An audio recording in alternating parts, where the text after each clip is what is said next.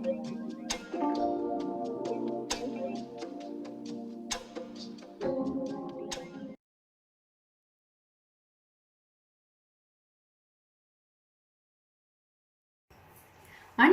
வணக்கம்.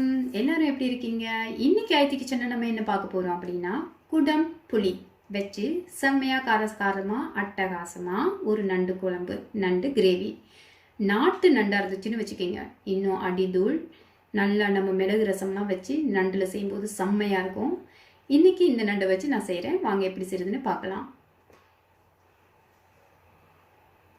இப்போ நம்ம ஒரு பாத்திரத்தில் 2 பிரியாணி இலை, ஒரு பட்டை உடச்சி சேர்த்துருக்கேன், ஒரு 5-6 ஏலக்காய் கிராம்பு சேர்த்து வறுத்துக்கலாம். அது கூடவே 2 டீஸ்பூன் மல்லி, 1 டீஸ்பூன் சோம்பு, 1 டீஸ்பூன் சின்ன சீரகம், 1 டீஸ்பூன் வெந்தயம், 1 டீஸ்பூன் கடுகு, அது கூடவே 1.5 டீஸ்பூன் முழு மிளகு, அது கூட ஒரு கொத்து கருவேப்பிலை. ஃப்ரெஷ்ஷாக இருந்தால் இன்னும் சூப்பராக இருக்கும்.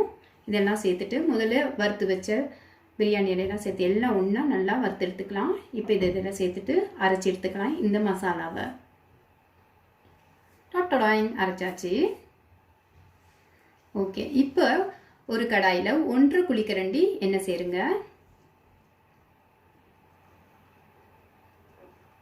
எப்போவுமே நம்ம முன்னெல்லாம் முன்ன காலத்துலலாம் அம்மியில் அரைச்சி செய்வாங்க, செம்மையாக இருக்கும். நான்வெஜ் ஐட்டம்னாலே அப்படி தான். இதில் ஒரு 10 பல்லு பூண்டு நறுக்கி சேருங்க. அது கூட ஒரு பாதி அளவு இஞ்சி பொடியாக நறுக்கி சேருங்க. இதை விழுதாவும் சேர்க்கலாம், ஆனால் இந்த மாதிரி சேர்த்தா இன்னும் டேஸ்ட் அதிகமாக இருக்கும். காரத்துக்கு ஏற்ற மாதிரி பச்சை மிளகா, நான் 4 பச்சை மிளகா சேர்த்துக்கிறேன்.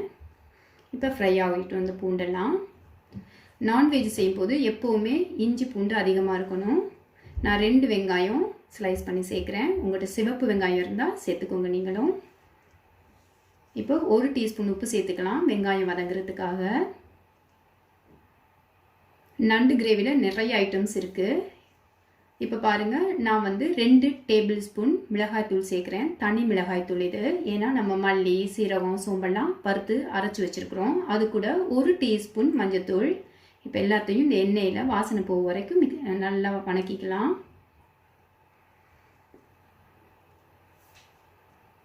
இப்போ பாருங்கள், நம்மளால் இதில் சேர்க்க போகிறோம். நல்லா மஞ்சள் போட்டு உப்பு போட்டு கழுவி எடுத்து வச்சுக்கோங்க. எல்லாம் சேர்த்துக்கலாம். இங்கே ஃப்ரீசரில் இருந்த நண்டு தான் எனக்கு கிடச்சிருக்குது. இப்போது 1.5 டீஸ்பூன் உப்பு சேர்த்துக்கலாம். எல்லாத்தையும் நல்லா மிக்ஸ் பண்ணிக்கலாம். எப்போவுமே சில பேர் நான்வெஜ் சமைக்கும்போது ஸ்மெல் வருது, ரொம்ப இதாக இருக்குதுன்னுவாங்க. அப்படியெல்லாம் நம்ம என்ன நான்வெஜ் எடுத்தாலும் உப்பு மஞ்சள் போட்டு நல்லா கழுவிக்கணும், அதுக்கு மறக்கக்கூடாது. அதை மாதிரி நான்வெஜ்னு போது மசாலா அரைச்சி செய்யும் போது அது ஒரு தனி சுவை தான். இதே மாதிரி நீங்களும் நண்டு ட்ரை பண்ணி பாருங்கள். அடுப்பு ஸ்லிம்மில் வச்சு கொஞ்சம் நேரம் மூடி வச்சிடலாம். நான் குடம்புளியை முன்னாடி ஒரு 5 புளி நல்லா ஊற வச்சுருக்கேன். அதை தனியாக சேர்த்துட்டு அரைச்சிக்கலாம் நல்லா. பாருங்கள், இந்த மாதிரி அரைச்சி எடுத்துக்கோங்க. அந்த ஊற வச்ச தண்ணி இதில் சேர்த்துடுங்க. ஊற வைக்கிறதுக்கு முன்னாடி அந்த குடம்புளியை நல்லா கழுவிடுங்க. ஓகே, நீங்கள் ஃபில்ட்ரு பண்ணியும் சேர்த்துக்கலாம், நான் டைரெக்டாக சேர்க்குறேன். பாருங்கள், நண்டு ஓரளவுக்கு முன்னாடி கொஞ்சம் வெந்துடுச்சு. அதில் உள்ள தண்ணியெல்லாம் ஜூஸாக விட்டுருக்குது. இப்போ நம்ம அரைச்சி வச்ச மசாலாவிலேருந்து ஒரு 2 டேபிள் ஸ்பூன் நம்ம இதுக்கு சேர்க்குறோம். இதை போட்டதும் பார்த்தீங்கன்னா அவ்வளோ ஒரு வாசமாக இருக்கும். அரைச்சி சேர்க்குறதே ஒரு தனி சுகந்தாங்க. நான் நண்டு கிரேவியில் நிறைய ஐட்டம்ஸ் இருக்குது. ஸோ ஃபஸ்ட்டு நான் இதை செய்து போடலாம், அப்புறமா எல்லாத்தையும் உங்களுக்கு செஞ்சு காட்டுறேன் எப்படின்னு. கொஞ்சம் வேலை தான் அவரை உடைச்சி கேர்ஃபுல்லாக சாப்பிட்றது. இப்போ நம்ம அரைச்சி வச்ச குடம்புளி அது கூட சேர்க்குறோம். அது கூடவே நான் ஒரு 2 தக்காளி சேர்த்துக்கிறேன். நீங்கள் விரும்பினா சேருங்க, இல்லாட்டி தேவையில்லை. நல்லா மிக்ஸ் பண்ணிவிட்டு ஒரு ஃபியூ மினிட்ஸ் மூடி வச்சிடலாம்.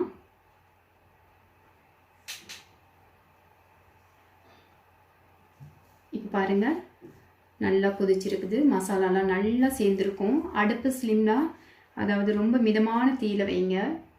அப்போ பார்த்தீங்கன்னா நண்டில் நல்ல சாறு ஊறி இருக்கும். இப்போ நம்ம 1 கப் தேங்காய் பால் சேர்க்குறோம். நண்டு கிரேவினாலே தேங்காய் பால் தாங்க. நண்டு வறுவல், நண்டு பொரியல் இந்த மாதிரி ஐட்டத்துக்கு நமக்கு போட தேவையில்லை. பட் குழம்புனா புளியும் தேங்காய் பாலும் ரொம்ப ரொம்ப முக்கியம். இது ரெண்டும் கொடுக்குற ஒரு டேஸ்ட் இருக்குது பாருங்கள், நாக்கு ஊறும், அருமையாக இருக்கும். நம்ம தேங்காய் பால் விட்டு ஒரு கொதி வந்ததும் இதை இறக்கிடலாம். பாருங்கள், இந்த மாதிரி கொதிச்சிருச்சு. இப்போ ரெடி ஆயிடுச்சு நமக்கு. ஓகே, சூப்பராக ரெடி ஆயிடுச்சு. இதை ஒயிட் ரைஸ் கூட சூப்பராக சாப்பிட்லாம். நீங்களும் என்ஜாய் பண்ணுங்கள். தீபாவளிக்கு அப்புறம் நான் நான்வெஜ் செஞ்சுருக்கிறேன். இந்த ரெசிபி உங்களுக்கு பிடிச்சிருக்குன்னு நினைக்கிறேன். ஆயத்தி கிச்சனுக்கு மறக்காமல் லைக் பண்ணுங்கள், கமெண்ட் பண்ணுங்கள், ஷேர் பண்ணுங்கள், சப்ஸ்கிரைப் பண்ணுங்கள். ஆரோக்கியமான உணவு, ஆரோக்கியமான வாழ்க்கை. பாய் பாய்.